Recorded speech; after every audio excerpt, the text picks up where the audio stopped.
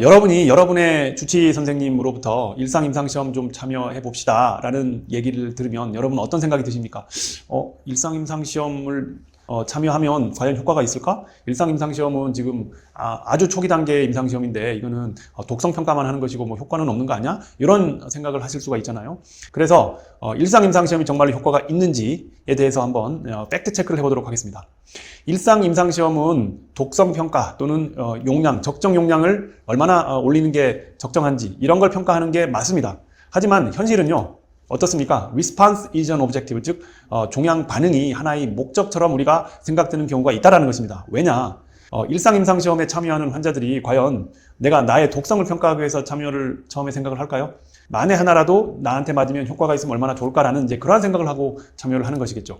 그래서 일상 임상시험이지만 임상시험에서 종양 반응이 있기를 바라면서 참여를 한다는 것입니다. 자, 첫 번째는 환자분들이 그 종양 반응이 있기를 기대를 하는 것이겠고요. 두 번째는 그 환자를 치료하는 저 같은 의사들이 반응이 있기를 기대를 하는 것이고, 세 번째 말씀드리는 것은 그 신약을 개발한 제약회사도 당연히 그 약이 효과가 있기를, 일상 임상시험이지만 반응이 있기를 기대를 하는 것입니다. 그래서 실상은 이렇게 일상 임상시험이지만 우리가 속으로는 독성 평가와 그리고 적정 용량을 결정하는 이러한 이제 이 겉에 우리가 보이는 이러한 일상 임상시험의 목적뿐만이 아니고요. 속으로는 이러한 반응이 나타나기를 기대를 하고 있다. 이러한 말씀을 드리고 싶습니다. 일상 임상시험 정말로 효과가 있는 것인가? 한번 팩트 체크 들어갑니다. 1991년도부터 2002년까지 일상 임상시험에 참여했었던 만여 명의 환자를 대상으로 분석을 했습니다.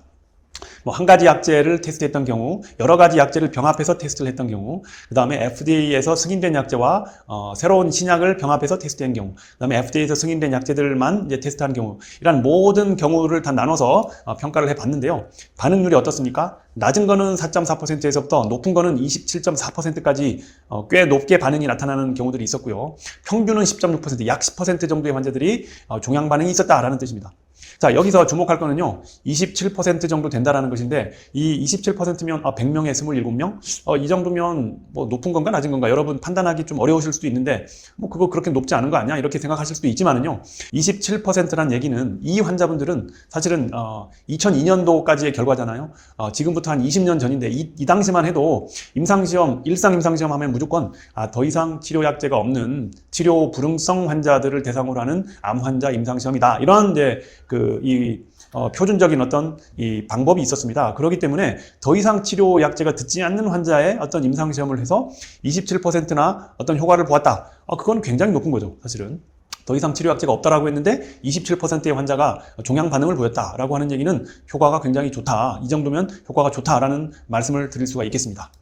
그렇다면 과거와 비교적 최근 들어서 일상 임상시험의 효과가 어떻게 변화되고 있는지를 한번 보겠습니다. 1991년도부터 2002년까지는요, 213개의 임상시험에서 한 6천여 명의 참여했던 환자를 대상으로 분석을 해봤더니 일상 임상시험에서의 종양 반응률이 3.8%였어요. 그런데 2000년도 이후에 2013년까지는 얼마나 올라갔을까요? 아니면 그대로일까요? 88개의 임상시험에서 참여했었던 이제 4,400여 명의 환자를 대상으로 분석을 해봤더니 17.3%가 나왔습니다. 굉장히 많이 올라갔죠. 그래서 저도 사실은 이 데이터를 보고 깜짝 놀랐습니다. 이것도 마찬가지로 제가 뭐 그냥 개인적인 의견이 아니고요. 이거는 이렇게 논문에 발표된 결과를 제가 말씀드리는 것입니다. 그만큼 최근 들어서 일상 임상시험이지만 이 효과를 보는 경우가 증가됐다. 뭔가 이제 이유가 있겠죠. 이런 이제 일상 임상시험이지만 효과를 보는 경우가 증가됐다라는 말씀을 드리고 싶습니다. 자, 그리고 최근 또는 뭐 10여 년 전부터 우리 환자들한테 쓰일 수 있는 이런 이제 다양한 표적 치료제들이 많이 개발이 되기 시작했는데요. 최근에 이렇게 환자들한테 쓰일 수 있도록 이 허가를 받은 이러한 표적 치료제들이 과연 그 약제들의 일상 임상 시험에서는 어떤 모습을 보였는지, 어떤 효과를 보였는지를 분석한 논문이 있어서 제가 한번 소개를 해드리도록 하겠습니다. 이마티닙이라고 하면은 이제 글리백인데요. 이건 이제 이 백혈병에 쓰이는 약이거든요. 이 글리백이 반응률이 어떻게 되느냐면요, 53%에서 77%예요.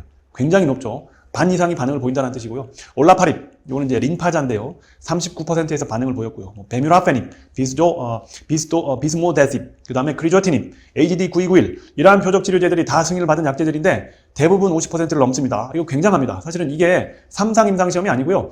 1상 임상시험에서 이러한 반응을 보였다는 게 너무 놀랍습니다. 사실은 이제 아무나 이 임상시험에 포함되지는 않았겠죠. 물론 이 환자들 중에서 요 약제에 딱 맞는 어떤 유전자 돌연변이가 있는 환자들이 포함이 된 비교적 초기의 임상시험이지만 이렇게 그런 이 맞춤 치료를 했더니 반응률이 이렇게 올라갔다라는 것입니다. 그 얘기는 뭐냐면요, 일상 임상시험에서도 유전자를 매칭을 시키면 이런 좋은 반응을 보이는 경우가 충분히 있을 수 있겠다라는 말씀을 드릴 수가 있겠다라는 것입니다.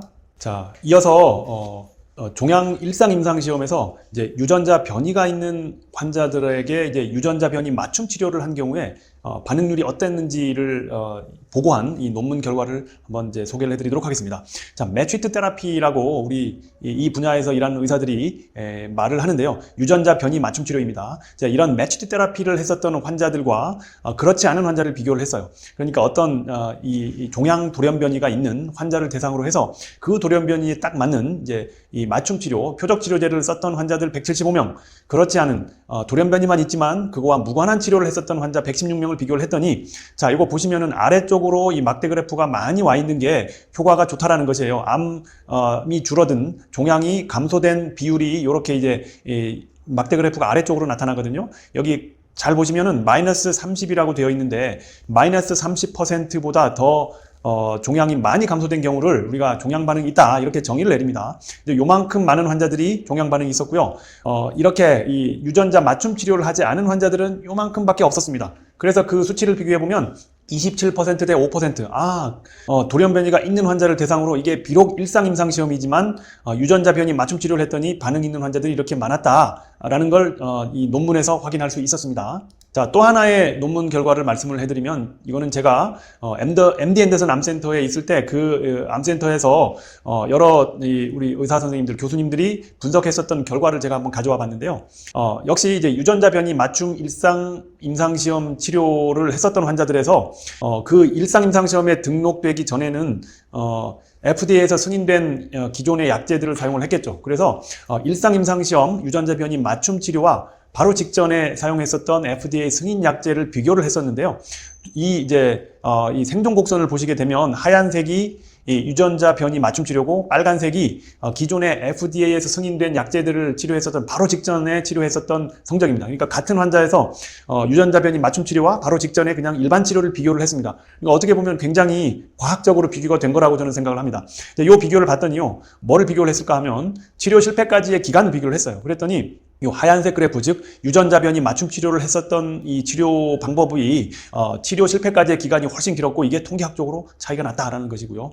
그리고 넌 매치드 테라피라고 해서 유전자 변이는 발견됐지만 유전자 변이에 관계없이 그냥 치료를 했었던 환자들, 그리고 바로 그 치료 직전에 뭐 이런 유전자 변이 관계없이, 물론 유전자 변이 관계없이 치료를 했었던 그 똑같은 환자에서의 이 FDA 승인 약제를 비교를 했더니 차이가 없었다는 것이죠. 그러니까 유전자 변이가 있을 때 유전자 변이 맞춤 치료를 하게 되면 일상 임상 시험에서도 이렇게 어떤 치료 효과를 분명히 볼 수가 있겠다, 이러한 결과가 있었습니다.